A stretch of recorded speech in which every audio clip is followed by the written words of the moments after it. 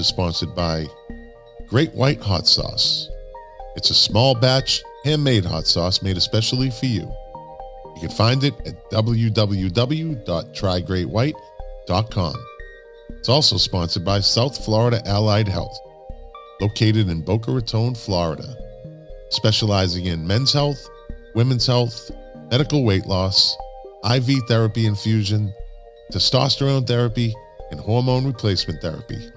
Florida residents only.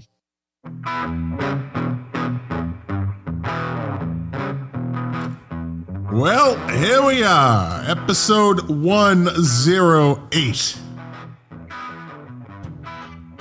And on this episode, it's me, and only me, with my guest, myself, and I. Yeah. All those deadbeats, they're doing something else, I guess. Oh, it was the 4th of July. I'm tired. I got appointments. I got commitments. Anyways, I can handle this on my own. Done it before. Do it again. Do it tonight. I'm going to break out some music news. Let's see where it takes us. Show could be 30 minutes. Could be 2 hours. Who knows? Anyways, thanks for being here. And enjoyed the podcast.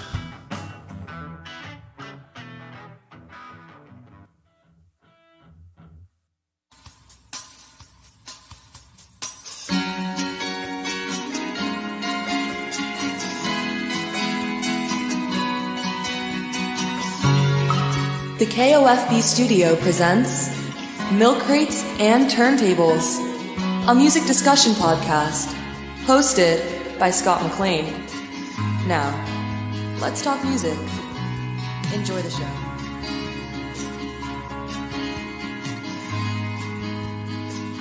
Thank you, Amanda, for that wonderful introduction as usual. Young Amanda is up at doing her orientation for this term or something at FSU, one of these college things. So good luck to her. Just got back. Oh, yeah, welcome to the podcast.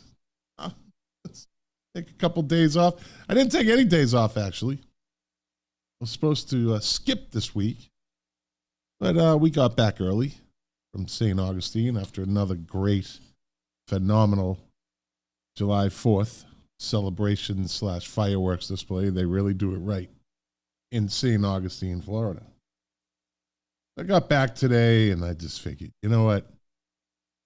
All those other deadbeats got other things to do, so I could run this. I could do this. I don't know. I've only been doing it for 108 episodes. Yeah. So, what I'm probably going to do, I'm not probably going to do it. I'm going to do it. Just going to break out some music news. I collect some interesting music news articles, during the weeks. I just kind of compile them. And I will eventually get around to doing my second podcast, which is strictly going to be focused on music news. But in the meantime, I saved them for these shows, these solo shows. And let's kind of jump right into it and see where it goes. Like I said in the intro, could be 30 minutes, could be 2 hours. Depends on the mood I'm in. I don't care. It's all content. It's all good to me. It's fun.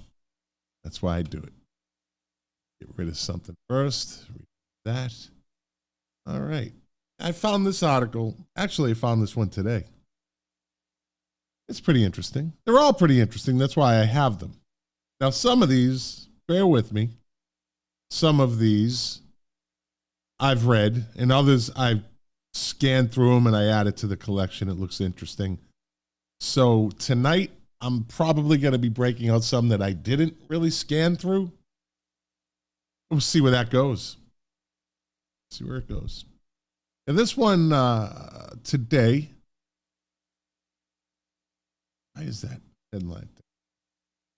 I don't see. Oh boy, it's starting already. It's starting already. Back here, go here. See, these pop-up podcasts just sometimes they get a little funky, especially when you're dealing with websites. You're pulling up articles from websites, and you get these ads that pop up, and it's all glitchy. No one does anything right today. Just can't be normal. So the name of this article is How a Burger in a Joint Helped Van Halen Make Jamie's Cryin'. Let's see, when did this come out? I don't think there's a date on this. Yeah, July 1st, 2023. So it's a recent article. It starts off, unlike most of the other material, Jamie's Cryin' wasn't completely fleshed out when Van Halen began recording their self-titled debut album in 1977. Quote, when we first got into the studio at the end of August, the guys had most of the song together, but it wasn't finished. Producer Ted Templeman later recalled in A Platinum Producer's Life of Music. It was a book. Quote, the bridge wasn't done, so we didn't have a full melody. David Lee Roth didn't have the lyrics yet. He scattered his vocal, skip it up, boot up, when we were initially ran through it. That's my scat imitation. Roth eventually conjured up the story of a girl whose heart was broken by a one-night stand, a role reversal, since he was usually on the other end of this sort of thing. Still, Jamie's Cryin' wasn't complete until Eddie Van Halen added its distinctive guitar line. Quote, we heard Edward fooling around with his guitar between takes, Roth said in Van Halen Rising, and we yelled, hey man, that's just what we need for the album. Templeman agreed, believing Van Halen's riff sounded like crying. That happens quite a bit. I know that's what happened with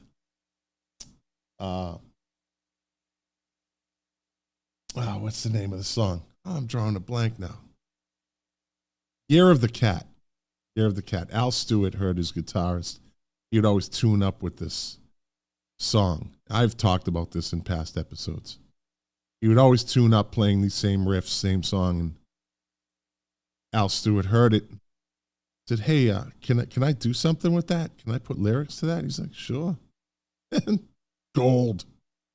There's a whole other part to that story, but this is kind of same thing of what's going on here.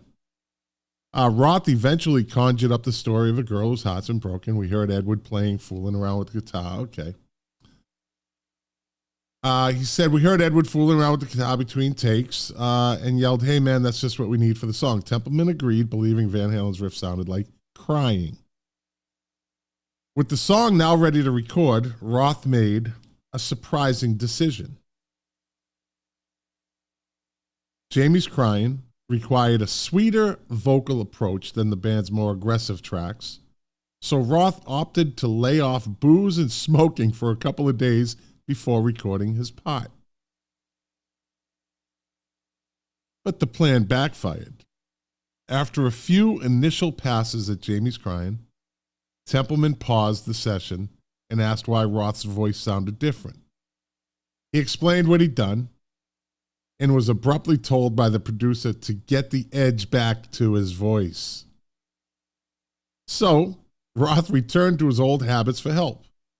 Quote, I went out and sat in the little basketball court area outside the studio, Roth said in a Crazy from the Heat. I ate half a cheeseburger, drained a soda pop, and smoked half a joint, walked in, knocked out Jamie's Cryin' in 40 minutes. That's great. Despite never achieving chart success, Jamie's Cryin' became one of the most popular songs on Van Halen. It was later included in the band's 2004 compilation, The Best of Both Worlds, and ranked among their most performed songs in concert. Yeah.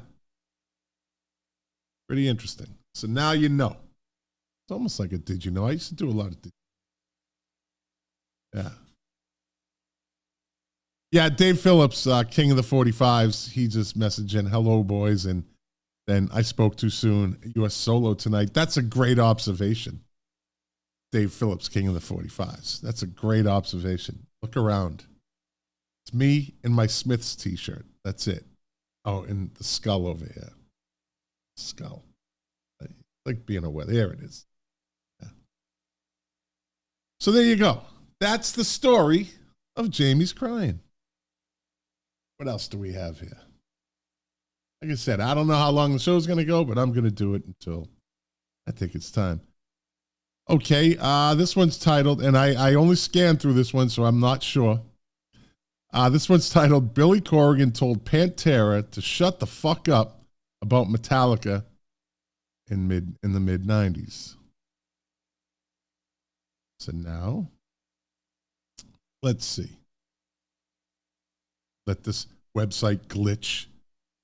Get all this glitch out of the way. The 90s were a weird time for Metallica, who saw their commercial breakthrough with their self-titled Black Album, but an evolution of their sound from their heavy 80s heyday. And with success came some backlash with the arrival of their Load and Reload albums. I remember all this. Yeah. Wasn't a huge fan, but I paid attention. As the band went through this period, their evolution became a talking point with a lot of fans, including the members of Pantera and Smashing Pumpkins frontman Billy Corgan.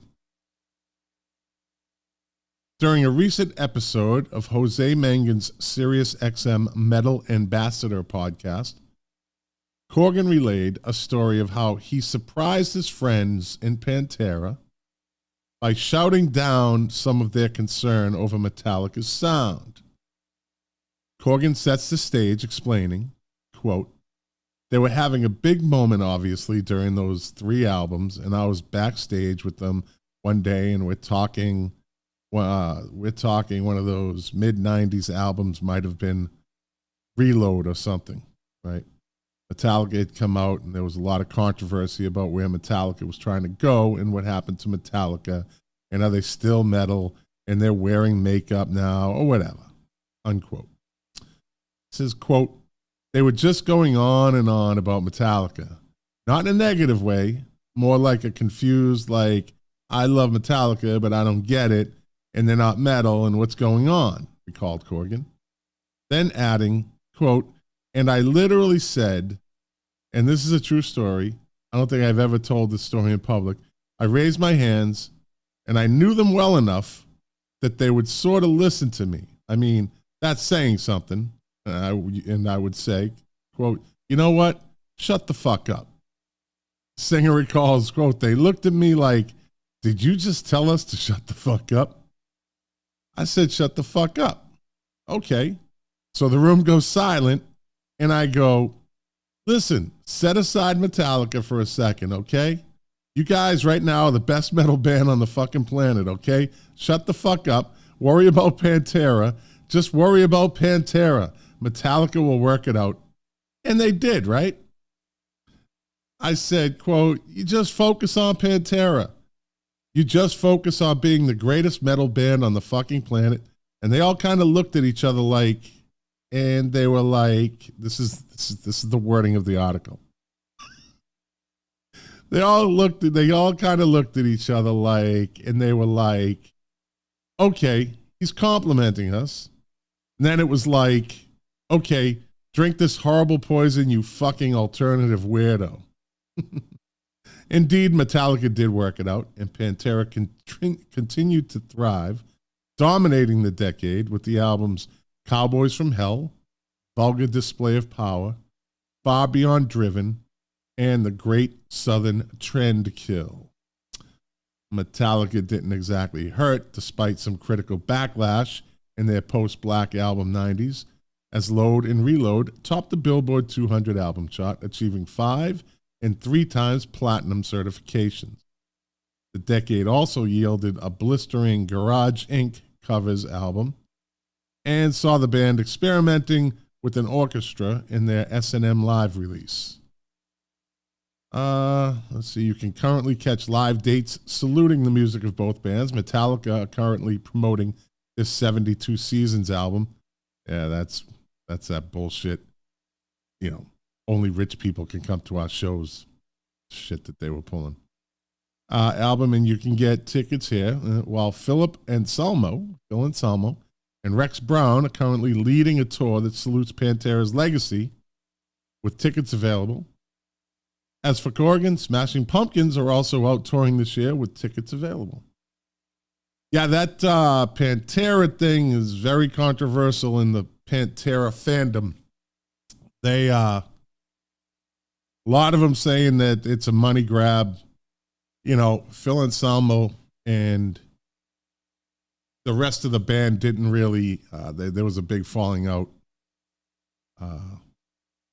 And he's bad-mouthing them. They were bad-mouthing him. And now they're Dimebag Darrell and his brother are dead, who basically were Pantera. And so he's out there with Rex Brown. I think he's the drummer. And I think they have Zakk Wylde playing guitar for them. And I forget somebody else. I mean, Pantera. Wasn't a huge metal fan. I like it. Never really loved it. I have some friends that are metalheads. So there you go. There's that article. Let's see what we have here. Okay. Next article.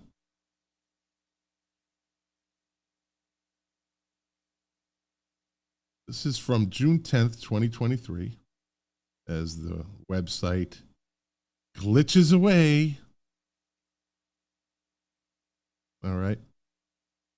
This article is called 45 Years Ago, Tom Petty Gets Nasty on I Need to Know. Tom Petty was pissed off, punky, and snaring on the first single from his second album with the Heartbreakers. He also had his heart breaking on his sleeve.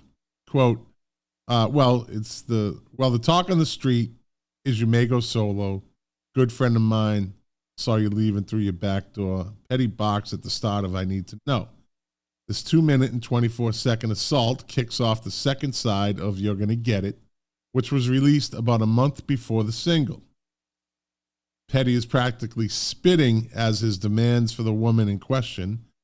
If you think you're gonna leave, then you better say so. But the bravado recedes just a bit as he confesses that I don't know how long I can hold on if you're making me wait and you're leading me on. Quote, the guy in that song maybe isn't really as tough as it sounds like he's trying to be, Petty told this writer during the early 1980s. He's on the attack, but he's hurting too. I think you can hear that. You can find that guy in quite a few Petty songs, which is kind of he does have some, I've noticed some trends in his songs. I'll get to the one I noticed the most after this. You can find that guy in quite a few Petty songs. I Need to Know in particular sounds like a sequel to You're Gonna Get It, the other single. Listen to Her Heart. The two were actually the first songs he and the Heartbreakers had for the album. Listen to Her Heart was inspired by Ike Turner putting the make on Petty's first wife during a party in Los Angeles. That motherfucker, that guy. Jesus Christ. Ike was a pimp. Ike's pimping. So he's in the early 80s. He's definitely an older guy at that point. Ike Turner putting the make on Petty's first wife during a party in Los Angeles and comes off a bit more vulnerable and hopeful. It's also sung to the would-be Lothario, while the accusatory, I Need to Know, sounds like the sentiment that comes in the aftermath after the couple leaves the party.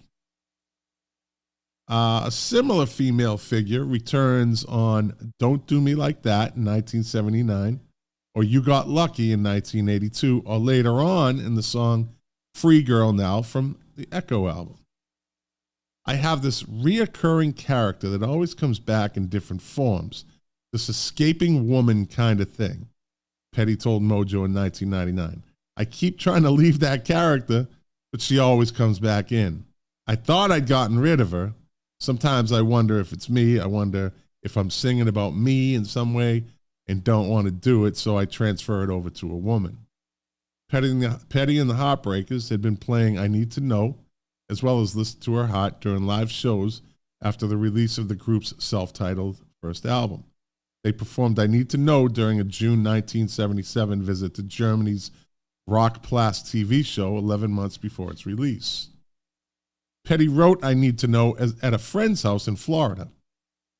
He told the author Paul Zollo in the book Conversations with Tom Petty that, quote, the inspiration for that song was Wilson Pickett's Land of a Thousand Dances. Listen to that song and you'll hear that kind of rhythm, and that's where that came from, I'm sure. At least he admits it.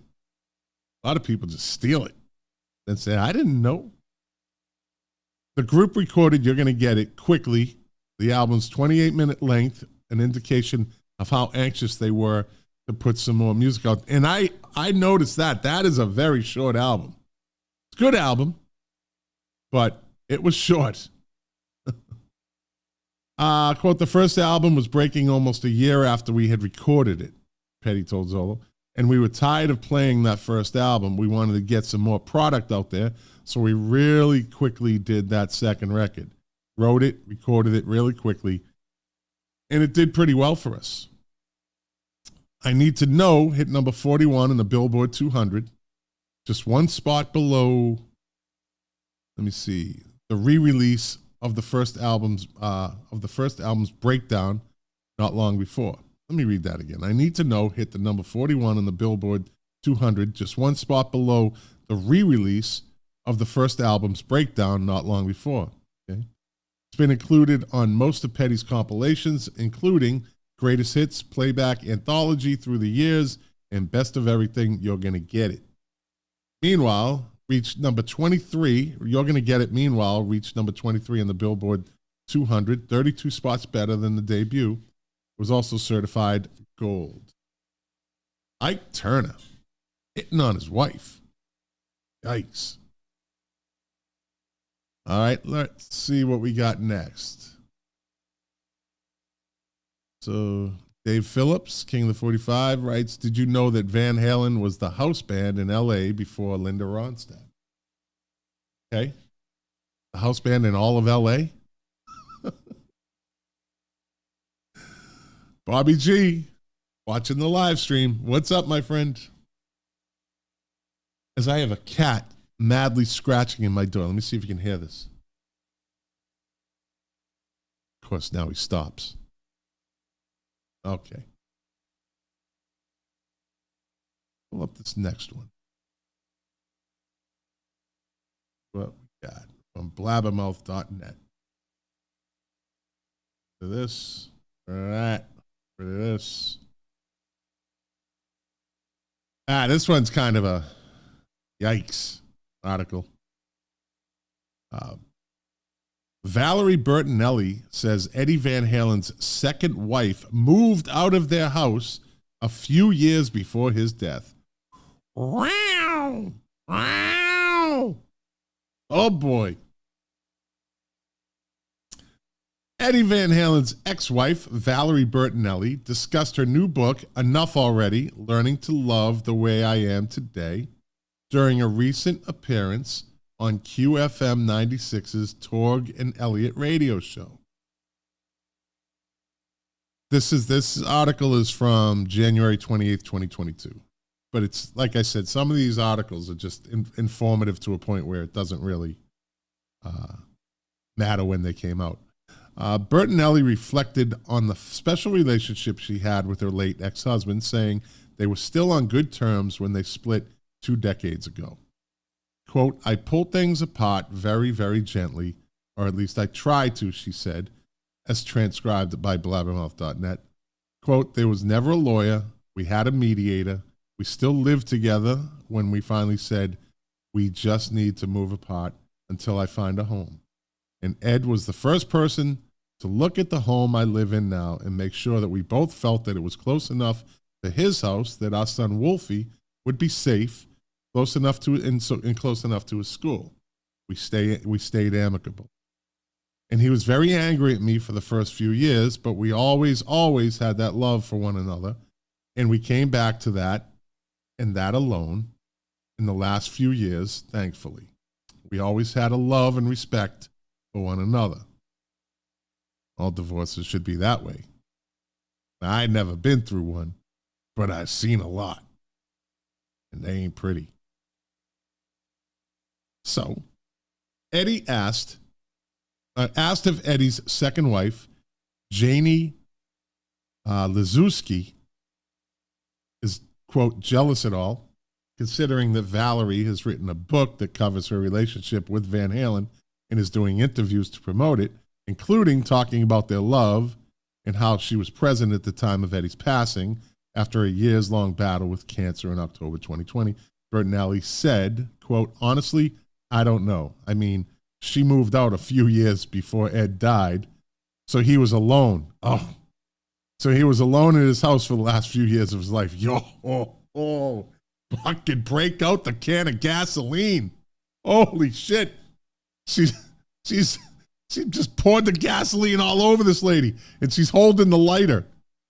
Let me read that again. Honestly, I don't know. I mean, she moved out a few years before Ed died, so he was alone in his house for the last few years of his life.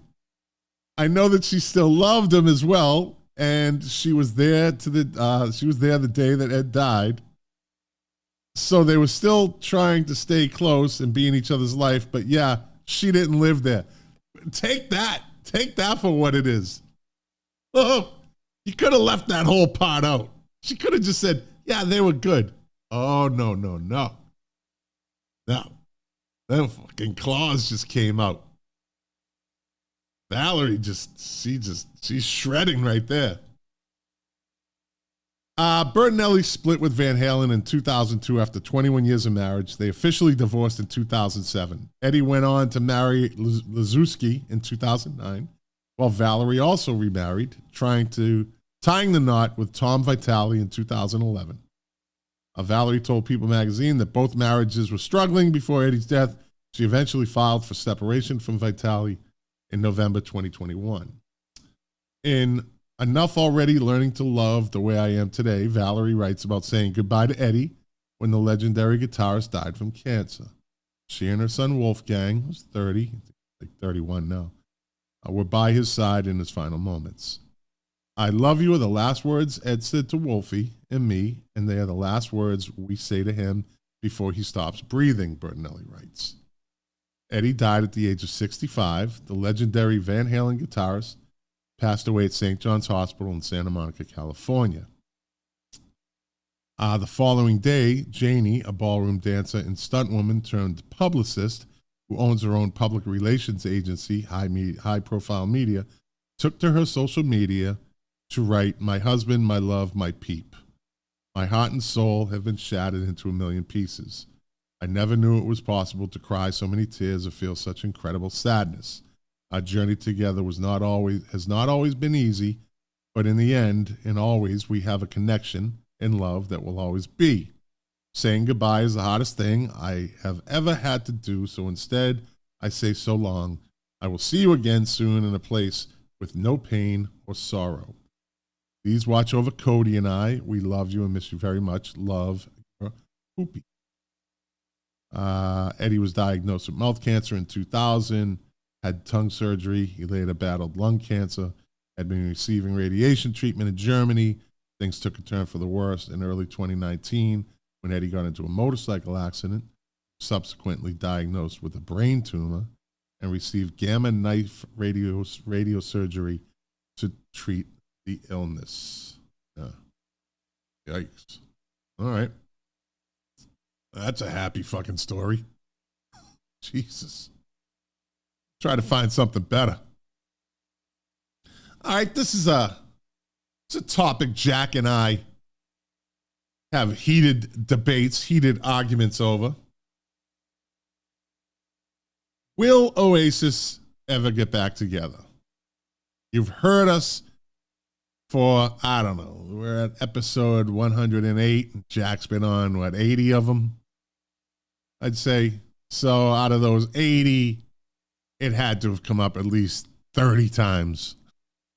Most recently, we had another kind of debate, and there's an ongoing bet, if you follow the podcast, that if Oasis gets back together, I have to buy tickets for me and Jack. He thinks I have to fucking buy like plane tickets to go over there for us. No. Tickets.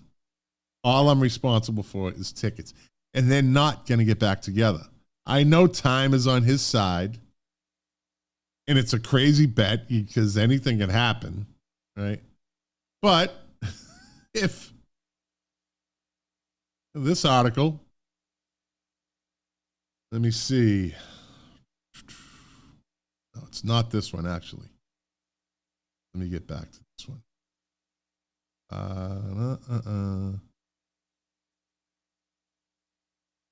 Breakups. Maybe I didn't pull that one in. I thought I did.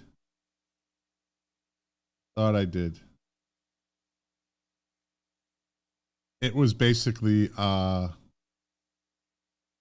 let's see.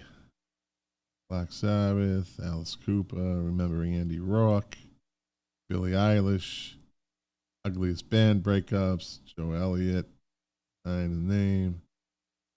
Yeah, thought I had it. I guess I don't. I'll have to dig it up. Well, moving on. Let's talk about Noel Gallagher anyways.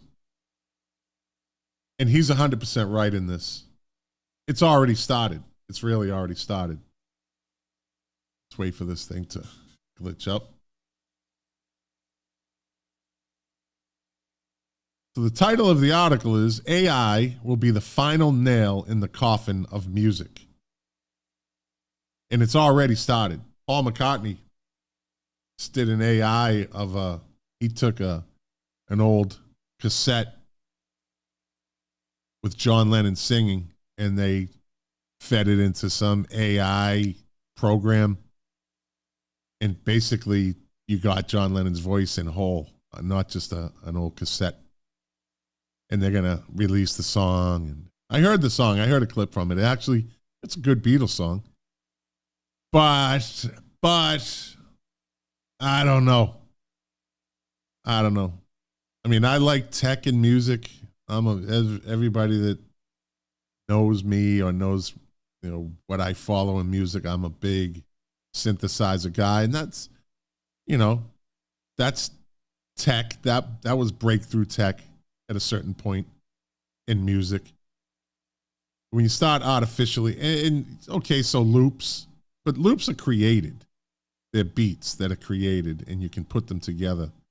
But AI is a whole nother level of just making music. You don't even have to be a musician anymore. You don't even have to have rhythm. You don't have to have anything. You just go in and you can create a song. Lyrics, you can create a voice. Like, is this going to be no real singers anymore? You create a perfect voice? And what, some fucking tech nerd is going to get producer of the year? I know this is it's not so far-fetched. Think about that. Some fucking tech nerd's going to go in and create a whole AI of, I don't know, a band. Oh, my cat's scratching again. Cat scratch fever. Off. That's not going to tell him. Off. He misses me.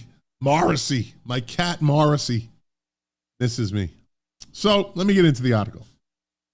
Noel Gallagher, AI will be the final nail in the coffin of music. The impact of artificial intelligence on music has certainly raised a few eyebrows as of late, with the English rock band Breezer recently using artificial intelligence to merge the vocals of Liam Gallagher with their own Oasis-inspired jams. See? This is fucking crazy. Dubbed Oasis, the album delivered a more trippy, dreamlike version of the band's sound.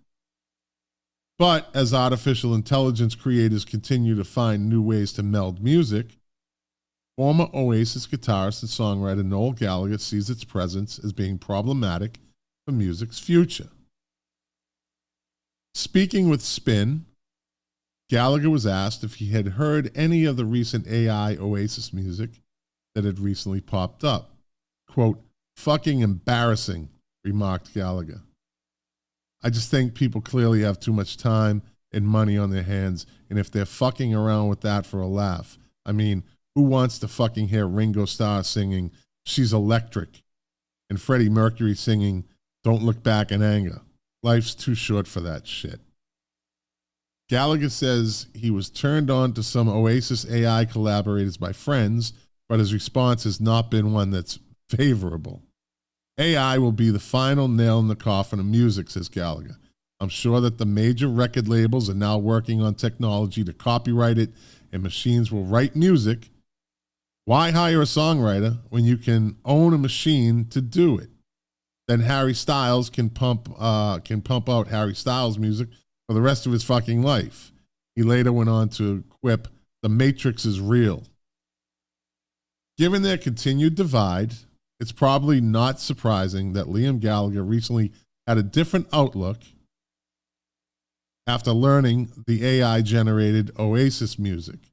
While admitting he hadn't heard a full album, Liam copped to hearing some tracks and stated, "Mad as fuck, I sound mega." See, that's why these two ain't getting back together. One says the Matrix is real. The other, Liam, is like, "It's mad as fuck, I sound mega," right? While no Oasis reunion or new music appears to be on the horizon, Oasis will celebrate the 30th anniversary of their 1994 Definitely Maybe breakout album in 2024. Noel Gallagher has commented on a pending reissue, while Liam Gallagher has stated he intends to play the album in full at a few biblical venues next year.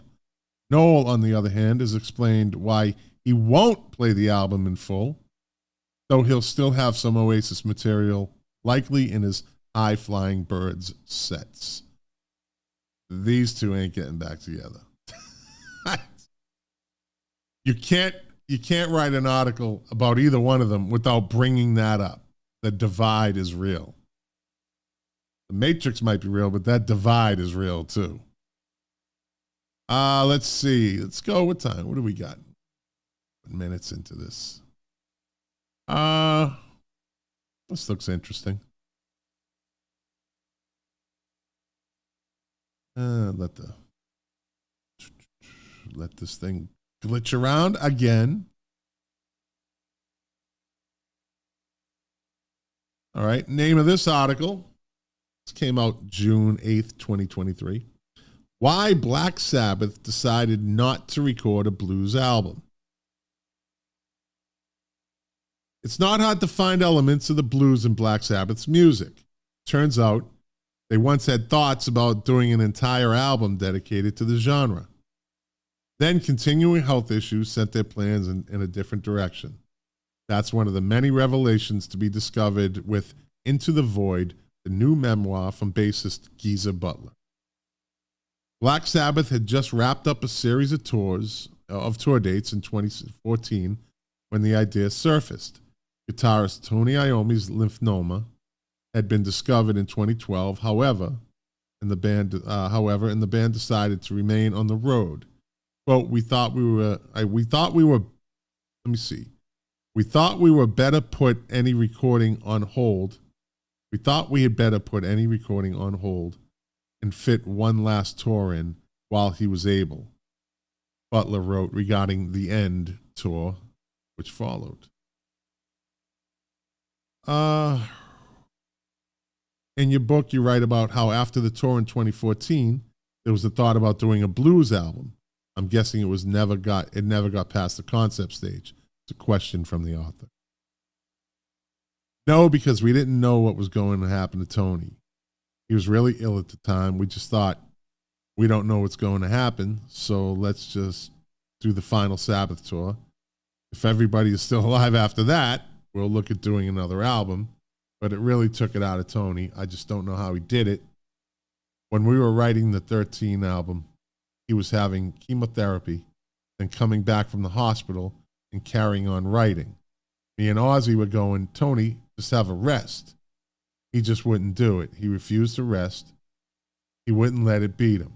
The final tour was originally going to be 100 gigs, and we were supposed to finish in Japan, but halfway through, Tony said, I can't do 100. We said, fair enough. We were lucky to get 80 gigs on the final tour, So we all understood that was it. But as far as the blues album, I think that Tony's still doing stuff in the studio. In fact, he emailed me last week and said, do you fancy some bass playing? I went, maybe, but no, there's nothing concrete. If something happens, it will happen, but I wouldn't hold your breath. How much is there, and this is another question, how much is there in the vaults from the later years that we haven't heard? Scary Dreams from the early 2000s is one song that comes to mind. Well, if you haven't heard them, then they're not good enough to be on the record. I mean, Scary Dreams, it wasn't great. That was when we were trying to throw an album together. I think it was in 2001. It just wasn't working. It just felt really forced. Scary Dreams is probably the best we came out with. I was so disinterested in it that I didn't want to write the lyrics or anything. Joff Nichols, the keyboard player, came out with a vocal line in the lyrics. That's how disinterested everybody was. It was just too forced. We had about 5 or 6 songs, and I didn't really like them, but I just went along with it for Tony and Ozzy's sake. We went to play them to Rick Rubin, and I just thought, God, these are really crap. I think Tony and Ozzy might have liked them, but they weren't up to scratch. I didn't think so. The 4 of us have to like something for it to be good. It can't be just 2 of us. So that's as far as it went. Looking at albums is another question. Looking at albums from the Sabbath catalog, 1992's Dehumanizer is underrated. What are the memories that stay with you from that period? It was great to get back with Ronnie James Dio again. After all the horrible things that had happened between us, we'd sort of grown up a little bit by then. We were a little more mature and could talk about stuff. On that album, I was actually presenting stuff that I was writing to Tony and Ronnie, which I hadn't really done before. I'd been doing my own stuff. I wrote lots and lots of solo stuff, but I had quite a lot of things written that I thought was suitable for the band. I felt more part of the band, being able to bring my stuff that I was writing to them, whether they liked it or not. But quite a bit of it was used on the album, so I was really happy doing that album. I was not a fan of the Ronnie James Dio years, not at all. Saw them in concert. Wasn't really, I was 16, so drunk. Perry Dedovich, speaking of AI, artificial intelligence, Perry Dedovich from the Music Relish podcast, the AI behind the Music Relish podcast. He just commented, and Milli Vanilli would get their Grammys back with all this AI stuff. What happened to them is not so shocking now. Maybe that's a good point, man. That's a good point. Absolutely. There's a lot to be said about that comment. So true. Question. You mentioned Jack Bruce of Cream in the acknowledgments for your book.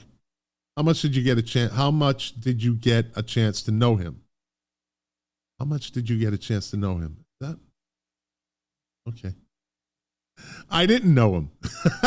That's the beginning of the response. I didn't know him. I'd met him a couple of times, and I was just too in awe of him, to be honest. It's like meeting Jesus or something. He laughs. When I met Paul McCartney, I didn't know what to say to him. You meet your hero, and I was tongue-tied, but I just love what Jack did on bass. I'll always remember going to the club. I'd seen Cream twice before, but I'd only taken notice of Eric Clapton. The third time I saw them, I was standing in front of Jack Bruce, and I was just mesmerized at what he was doing. I realized why they didn't need a rhythm guitarist, because he was doing the bass parts and filling in what you'd play on rhythm, and it was just amazing to watch. That was it. I thought, that's what I want to do. He did it all right. Question, what do you think that did for you eventually as a player? What do you think that did for you eventually as a player? It gave me a focus. Up until then, I really didn't think about bass players. I always thought of Paul McCartney as a singer. I didn't really pay much attention to his bass playing. Nobody really pays attention to Paul McCartney's bass playing. Nobody does.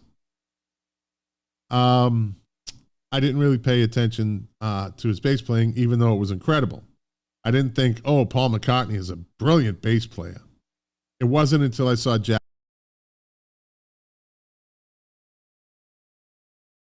Bruce that I saw what a bass player could want to play the rhythm guitar anymore. I wanted to play the bass. It was the fun playing. Question, Jack and Ginger Baker were an underrated rhythm section. I don't know. I don't know if they're underrated. I don't know if they're underrated. That question might be a little bit light. I've never heard anything with Ginger Baker involved be underrated. Just the greatest drummer ever, in my opinion. So, I don't know. And Jack Bruce is Jack Bruce. So, Jack and Ginger Baker were an underrated rhythm section. Before you even get to playing, they were just fun to watch. Before you even get to the playing, they were fun to watch. Oh, they were amazing, Jesus says. Ginger Baker looked like he was out of his brains permanently, and he was doing these amazing drum fills, double bass stuff, and everything. Jack Bruce, I mean, not only was he an incredible bass player, but he was the main singer as well, which is even more mesmerizing. And he's right. So I don't know where this underrated thing comes from. The question, what is one of your favorite memories of, here we go, all right, of Eddie Van Halen? Speaking of Van Halen. Giza says, apart from the 1978 tour, it was great when he came down to rehearsals much later. Van Halen were playing in Birmingham, and me and Tony were rehearsing about 10 miles away from where they were playing. Eddie came down to rehearsal, and we had a jam. He co-wrote one of the songs, Evil Eye, from 1994's Cross Purposes. But we couldn't use his name because of publishing agreements and everything like that. Warner Brothers wouldn't let him or something. I don't know what happened, so we couldn't have him as a co-writer, but he was fine with it and said, yeah, just do it. He's a great bloke. I really like that. See, that's fucking great. That's a great story right there. That's a great story. Just take it. I'm Eddie Van fucking Halen. Just take it's cool. I don't need a writing credit, you know? I don't need the money. And I'm sure Eddie was thrilled to be jamming with those guys. You know, if you had a chance to interview him now or at any point you asked him, I'm sure he would say that was an amazing moment. He, after all, sought them out. They didn't seek him out. So think of that. He went down, he's like, I'm going to go fucking play with Black Sabbath. You kidding me? Then he gets to co-write a song with them? Question, going back to that 1978 tour, what was interesting to you when it came to watching Eddie play? Nobody played guitar like that until Eddie did it. At first, I thought they were just a normal rock band. You don't go out and watch them the first night or anything like that. Let's say, you don't go out and watch them the first night or anything like that. Then this one night, we were in a bigger venue, so I had the chance to go out and watch their set properly. I was amazed at what he was doing, all that stuff that nobody else was doing at the time. Tony is very hard to impress when it comes to other guitarists. Gee, you think? He was going, God, have you seen what Eddie Van Halen can do? I was like, bloody hell. If Tony likes him, he's got to be a genius. There you go. Eddie gets his props. Gosh. Eddie gets it. I mean, of course he gets his props. Well, let me see. I'll rock one more article. I'll bring it up to an hour.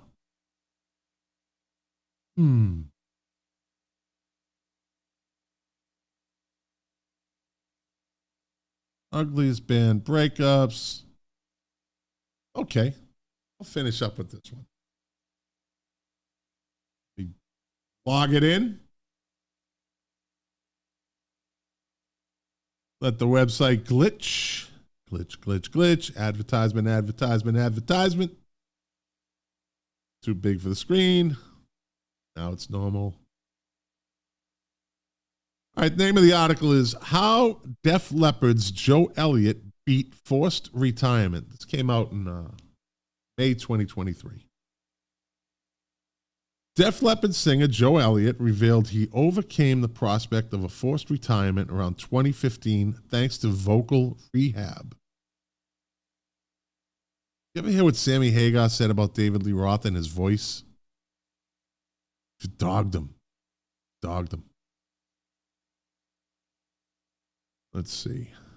Yeah.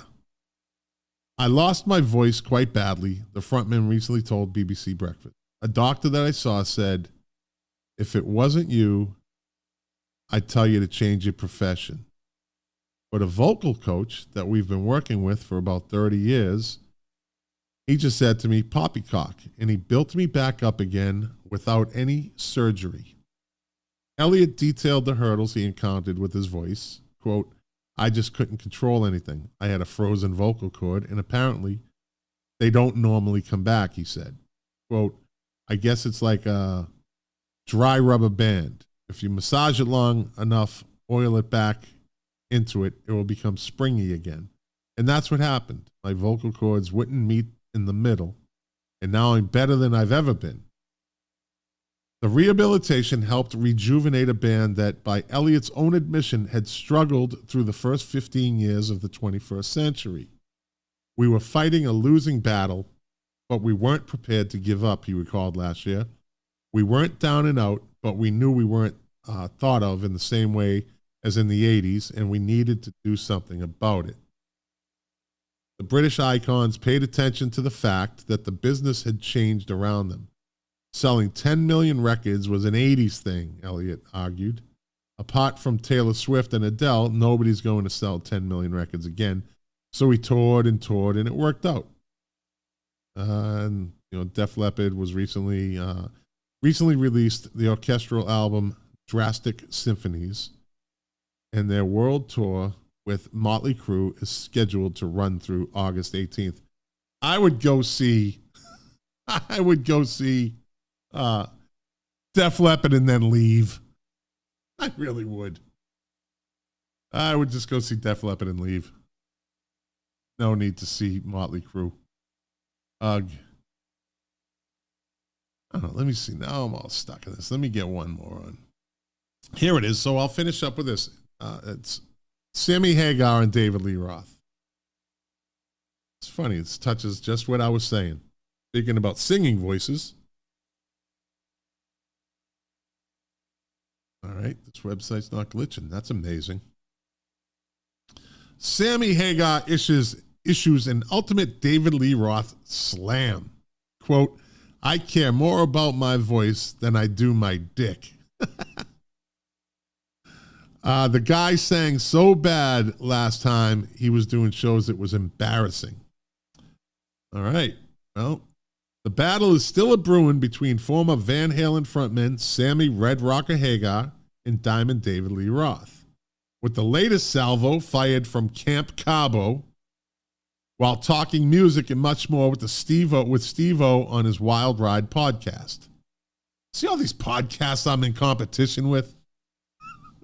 I don't care. I'm just going to keep doing this. I'll be doing this for years. You can't stop me. Like I always say, I love my cult following. Yeah, I like it. Like every once in a while, I'll get like something on D Live or Twitch, and somebody pops up and says, "Hey, great show." That's the shit I like. That's the shit that I like. And Jack and I had this little disagreement recently on one of the episodes, one of the podcasts. Wouldn't you want 10,000 downloads and this, that? Yeah, that would be great. That would be great. When you want to sponsor, I thought about sponsorship. You can get sponsors. I've been doing this long enough where I could dig up a sponsor, like, Great White Hot Sauce. But they don't pay me or anything, right?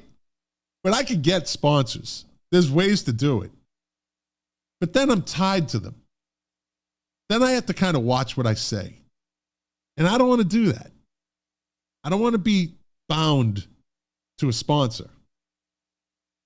You get an email. We listened to your podcast. You made fun of Jack's gay Apple Watch. Well, that's not really politically correct. Yeah, fuck you. His Apple Watch is gay. That would be my reply. Yeah. Fucking all Apple Watch. A man wearing an Apple Watch is fucking gay. That's it. And I mean that not in a gay way, a very feminine way. See, I couldn't have this conversation with myself if I had a sponsor, like that was paying me. And I'm not beholden to anybody. But like I said, I like my little cult following. And they like me. So I'm sure I'll get an email about that last comment. But Robin Kirkman says, you're off track again.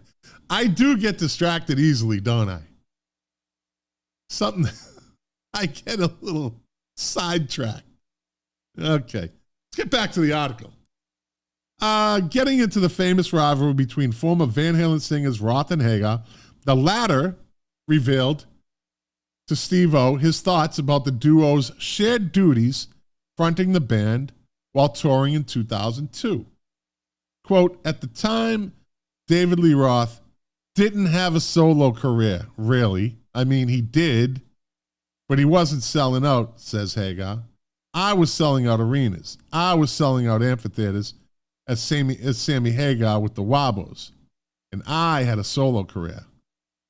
Evoking rock royalty, Hagar adds, ask the Rolling Stones, Mick Jagger, ask Led Zeppelin's Robert Plant. You can be the biggest band in the world and you can't necessarily have a solo career.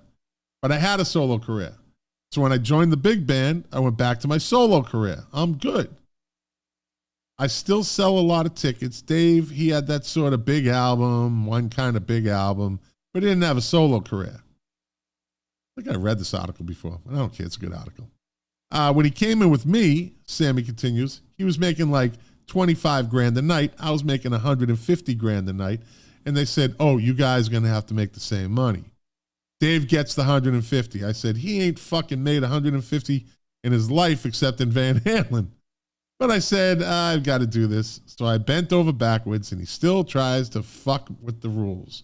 He's not a fun guy. He doesn't play well with others. I'm not sure what his problem is. He's just always about, how can I make this guy look bad? And not just me in life. He's a chest-beating motherfucker, and God bless him because the early stuff is freaking great. I've tried to say, hey, he'd be a fun guy to know, but he ain't like that. He ain't like this persona. When you get around him, he ain't that guy. He's some other cat.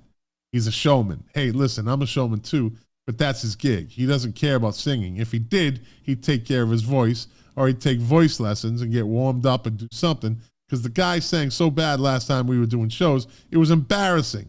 But he's a showman. Everything's show. And he doesn't care about his voice, which drives me nuts, man. I care more about my voice than I do my dick. If my dick didn't work a couple times, I'd be okay with it. I'd be bummed out, but if my voice fucks up on stage, I'm fucking bummed out, man. Listen to the full conversation with Steve-O on Sammy Hagar.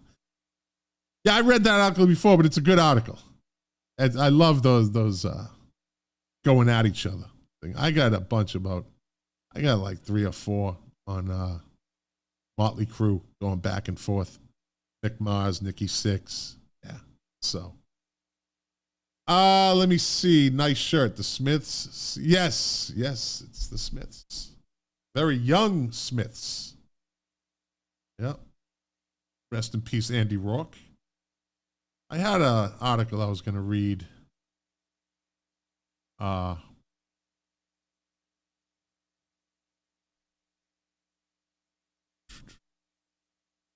is it? How did that thing? See, these things just seem to disappear. Yeah, it's called Remembering Andy Rourke, 5 bass lines that made the Smiths. But I'll read that next time. Talk about an underrated bass player. I know not a lot of you are Smiths fans, but you ever take a listen to him, listen to Andy Rourke's bass lines. Fucking brilliant. I mean, as a band, they were brilliant. That's why they were the Smiths. So, but on that note, I'm not going to do any on this day today. It's Music News Day, so I'm not going to do. Well, you know what? On this day would actually be music news, right? So, oh boy, here we go. This is a shot in the dark. This is a shot in the dark. Let me try it like this. File.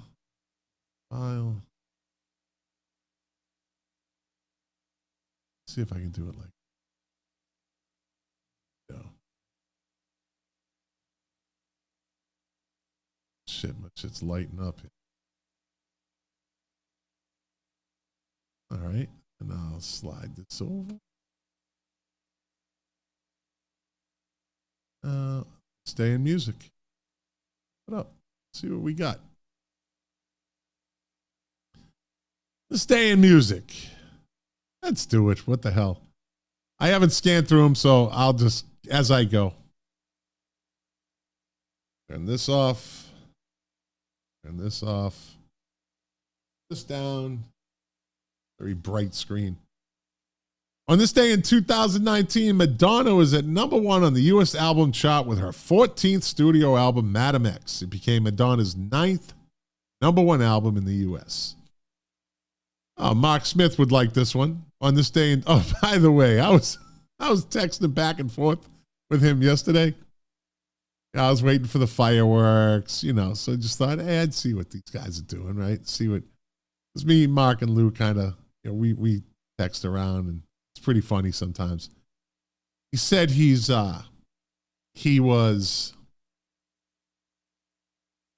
was cranking music on his porch as people were pouring by his house going to the fireworks. And he's like, I got a speaker out there and I'm cranking the music.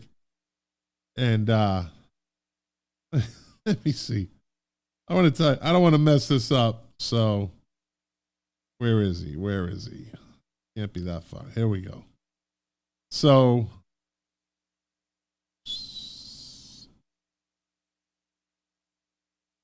that's not it. Offline. Maybe it was in another.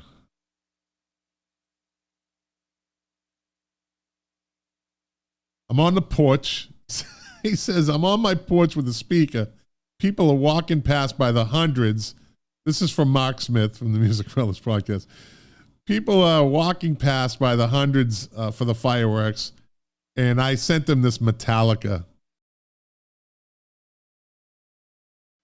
thing. It must have come up and it cranked out through his speaker because it was on his Bluetooth. Some little kid did a double fingers and said, cool. His dad hit him in the head and said, shut up. I asked him, what's on his playlist? He said, everyone's walking past, falls asleep, and wakes up when they get past my house because he was playing Dead and Company live at Citi Field in Queens on 7/15/22. He's playing. I mean, people are going to fireworks, and Marx was playing the Dead and Company live. They're falling asleep as they're going by his house. That's pretty funny. Let's see. The four surviving, on this day in 2014, the four surviving members of the Grateful Dead gave what they said would be their final performance, playing over 70,000 fans at Chicago's Soldiers Field. The show came 20 years after the death of lead guitarist Jerry Garcia, who played his last show in the nation's third largest city in 1995. On this day in 2012, for the second year in a row, Rolling Stone guitarist Ronnie Wood was honored in 2 categories at the annual Arkiva Commercial Radio Awards. The 65-year-old won the Specialist Program of the Year award for his Absolute radio show and saw his weekly guest slot named Best Feature. Absolute also took the Station of the Year award. On this day in 2009, Michael Jackson started a 7-week run at #1 in the UK album charts with The Essential Michael Jackson, and was one of 8 Jackson albums in the top 20 after the singer's death on the 25th of June. On this day in 2005, Pink Floyd's David Gilmour said artists who had seen album sales soar after the Live 8 concerts should donate their profits to charity, saying, this is money that should be used to save lives. UK sales figures released 2 days after the London concert showed Pink Floyd's Echoes, the best of Pink Floyd, had risen 1,343%. The Who, Then and Now, by 863%, and Annie Lennox, Eurythmics' greatest hits, rose by 500%. On this day in 2003, Johnny Cash made his last ever live performance when he appeared at the Carter Ranch. Before singing Ring of Fire, Cash read a statement about his late wife that he had written shortly before taking the stage. Quote, "The spirit of June Carter overshadows me tonight with the love she had for me and the love I had for her. We connect somewhere between here and heaven. She came down for a short visit, I guess, from heaven to visit with me tonight, to give me the courage and inspiration like she always has." Cash died on September 12th of that year. On this day in 2002, it was reported that Dr. Dre had become the richest music star after earning £662 million in the last year, $37 million from his own earnings, plus $25 million from his record album, Aftermath, from his record label, Aftermath. On this day in 1999, the Eurythmics announced their first world tour for more than 10 years, and all the profits would be given to charity. See, David Gilmour, some years later, said, "Give your money to charity." They did it first. The duo made the announcement from the Greenpeace boat Rainbow Warrior moored on the River Thames in London. On this day in 1995, more than 100 Grateful Dead fans were hurt when a wooden deck collapsed at a campground lodge at Wentville, Missouri. Hundreds of people were on or under the deck, sheltering from a heavy rain. More than 4,000 deadheads were staying at the campgrounds while attending Grateful Dead concerts in St. Louis suburb. Ay, ay, ay. That place must have stunk like a fucking dump in a hot summer day. Those people don't take showers. Dead fans don't shower. I was told this. Just a smelly bunch of people. I don't know. Maybe that's a rumor, but I don't doubt it. On this day in 1986, Janet Jackson started a 2-week run at #1 on the U.S. album charts with Control. Yes, Miss Jackson. The album featured the hit singles What Have You Done For Me Lately, Nasty, Miss Jackson If You're Nasty, Control, and When I Think of You, and Let's Wait a While. Janet was the shit. On this day in 1978, the manufacturing of Some Girls, the new album by the Rolling Stones, was halted at EMI's pressing plant after complaints from celebrities, including Lucille Ball, who were featured in a mock advertisement on their album sleeve. I have like 4 different versions of that, and I think 2 of them are original covers. Then there's some with different color patterns. Like the one I'm looking at it's green, yellow, like powder blue and pink. So yeah, interesting album cover. On this day in 1975, Rolling Stone Keith Richards was arrested by the Highway Patrol in Arkansas on charges of reckless driving and possessing an offensive weapon. Possessing an offensive weapon? A 7-inch hunting knife. Oh, they were going after that long hair, that's for sure. On this day in 1969, the Rolling Stones gave a free concert in London's Hyde Park before an audience of 250,000 as a tribute to Brian Jones, who had died 2 days earlier. Mick Jagger read an extract from Percy Bysshe Shelley's Adonis and released 3,500 Butterflies. It was also guitarist Mick Taylor's debut with the Stones. As most would probably say, that was their best years with Mick Taylor. King Crimson, Family, the Third Air Band, Screw, and Alexis Korner's New Church also appeared on that day. On this day in 1976, on the recommendation of Rolling Stone Keith Richards' girlfriend, Chaz Chandler, from the Animals, went to see Jimi Hendrix play at the Cafe Wha in New York City. Chandler suggests that Hendrix should come to England, which he does, and Chandler became his manager. Cha-ching! On this day in 1965, Marty Balin and Paul Cantor formed the folk rock group that would evolve into Jefferson Airplane, the premier San Francisco psychedelic band of the late 1960s. The Airplane made its debut the following month at a Haight-Ashbury Club, It was signed to RCA later that year. And lastly, on this day in 1954, working together for the first time in a recording studio with Scotty Moore and Bill Black, Elvis Presley fools around during a break with an up-tempo version of That's All Right. Producer Sam Phillips has them repeat the jam and records it. It became Presley's first release on Sun Records. Let's see who was born today. I'm going down the list. Huey Lewis, born on this day in 1950. Going down the list. Cassie Gaines, better from Leonard Skinner fame, right? Born on this day in 1948. Let me see. Michael Monarch, born on this day in 1946. He's a guitarist for Steppenwolf. Robbie Robertson, born on this day in 1943. And that's it. Let me kill this off my screen. That's it. That's the podcast. Hour, 10 minutes. Let me get this done fast. If you were watching, thank you for watching. Thank you for listening. If you liked it, share it. If you don't, thanks for listening this long. I should be back next week with at least, 2 out of the 3.